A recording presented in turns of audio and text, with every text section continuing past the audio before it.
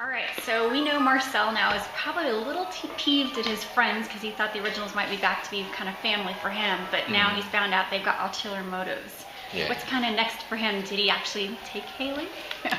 Oh, that's right. I can't comment on whether he did or didn't. I can tell you maybe he did, maybe he didn't. Yeah, that's something that will be revealed, though, in the next episode. And as far as about the family coming in, yeah, that's he was suspicious with Thierry, and yeah, his suspicion has grown, and a lot of the cards will be laid out on the table in the next few episodes. So it makes it like the roles will change. Well, we'd kind of seen Marcel kind of developing into kind of the hero of the story because we discovered he'd rescued Davina. Yeah. So, is he going to be pursuing the white hat role, or is he going to put the black hat back on? I haven't worn a hat since the pilot. Figuratively. Figuratively. Yeah, that's one of the things. As far as whether hero or villain, I usually try to stay away from, because I think he's just a person like anybody else. Sometimes he just does some bad things, like execute a witch. And it's funny that you say because he saved Davina, that sort of makes him a good guy. So he can do things and act out of kindness and love. I for me personally, I hope that he is more of a hero. I think that suits me as far as playing the character. I would like to see him seen more as a good guy. His relationship with Davina, is it strictly one of, he rescued her and so he feels a kinship to her, or is there a little bit of using her there? There's a little bit of, initially, like you saw in that past episode, it's a kinship, a recognition of similar trait, the fact that they're both fighters. And when she says that she wants to get revenge on the witches and kill them all, then that's when it clicks that, her interests are also in Marcel's best interests as well. Or maybe not best interests, but yeah. But Tyler will be interacting with people. Marcel might be one of them. Yeah, but yeah, he's coming in and he'll shake things up and definitely have interaction. With anyone that's ever really loved someone, you carry a torch for him. And the fact that Marcel said that he wasn't in a relationship, I think one is to let Klaus know that he didn't get to him. I think he genuinely wanted things to work out with Cammy because he wants to have that same feeling that he had with Rebecca. And so now that Cammy's sort of out of the picture, in sort of a strategic way as well, he would like things to rekindle. I think he would just like to love somebody. I think like all the characters would. And Rebecca is the one I think he thought it was close, but if something could just change in her or in maybe in him, that they would be together. I would say not in the same way that he was in the first few episodes. Maybe it's put it on the back burner, just in case, Plan B. Well, I think they're at a place where I think that there's some truth to that when he said it's a mutually satisfying hookup, and it was pretty much a fling, and so I don't think there's any deep romantic connection there. I don't know, maybe never know. Marcel gets around. He does. He gets around. He's a charming guy. I hope so.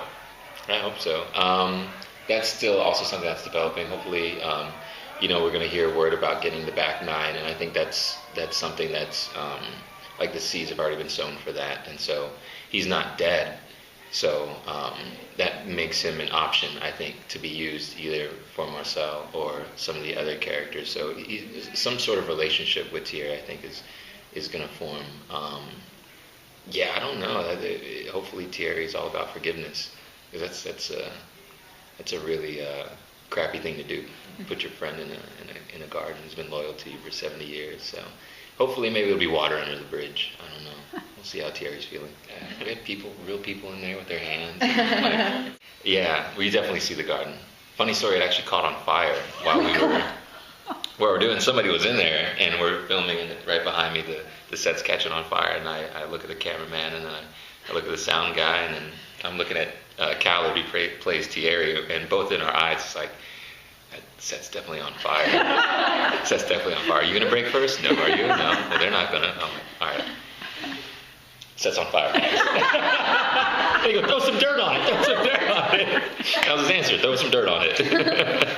And it worked. But yeah, so the set did not burn down, and it will be used in future episodes. Like the Human faction, they do show more of their colors and show just how strong they are in future episodes. And we get to see more about the humans, and hopefully the werewolves, I think, will start gaining some steam. And I think everyone's, now that the originals are in town, there's a change in power and things. And I think people are, where they were sort of hidden and sheltered, they're like turtles coming out of their shell. And they're like, oh, it's not so bad. Marcel's distracted by Klaus. Maybe we can get some power back. And so everyone is looking to make a power play. And then even those you would suspect, maybe even those some within the inner circle. And with Klaus, he's always in somebody's ear whispering, deceits and trying to get people to, rise up and overthrow. And so there'll be a little bit of that. Would you describe Marcel as a man of action, or is he kind of more of a chess player? Yeah, I would say he is a chess player, but I think of it in like poker terms. Like Joe and I play poker, and there's different personalities. One's like the lion, like who sits and waits and strikes and conserves energy, and then there's like the rock, who just doesn't move, only plays like really strong hands. And then you have like a character like a jackal that's always like in there laughing, having fun. And I think Marcel, it would be more like the lion, who will sit and wait and watch, but when he takes action, he's looking to go for the kill. Like there's a lot at stake. So because like with the witches, he seemed to take a really quick action. He didn't think about it, he just did it. And then he decided to clamp down really hard on it. It wasn't, I'm going to line things up and get my alliances. He just took charge. Yeah. And I think it depends on where he's coming from. Like, I think you're right. If you're saying an action is an emotional response, chess is an intellectual response. With the witches, from what you saw with Davina, that's an emotionally charged response, where he sees the witches as the oppressors, who did something to this poor little girl, where he himself was once oppressed and was, a victim. So that's a definite, in his mind, that's hands down, it's black or white. With other things regarding like Klaus and Rebecca, and Thierry, those are moves that he has to think about his rules. He has to think about the relationship. He has to think about how it's going to affect everything else and how it's going to be seen. And that's when it becomes more of like a chess match. Yeah, being pretty much the entire episode 9, our mid-season finale, like that, was a great experience. We did a scene, and Joe and I, he shed a tear, and I was like, oh man, this is he's bringing it. It was like that scene in Tropic Thunder where he's like, he's crying, I want to cry, I'm gonna cry too. And then afterwards, the director was like crying, and the DP was even like, he was like, give me a little bro pound. He had a little tear. And then the next day, we did a scene that was just two guys talking open and honestly. And then the writers came out and were like, yesterday was great, but today is like, it's a real setup for the relationship between you guys. So I thought we really shifted things around there. So episode 9 for me is a huge one. And that's also my character's backstory. We get some flashbacks. There's some early 1800 stuff. I think they also have some flashbacks, Rebecca and Klaus and Elijah. So for the fans that love the wigs and things like that, there'll be some of those. We can get to see you in a wig. I wear a little, a short one, not so intricate. Yeah. This is the Casket Girls Festival, and apparently it's a real festival that they have. Apparently, I don't know if you guys are familiar with it.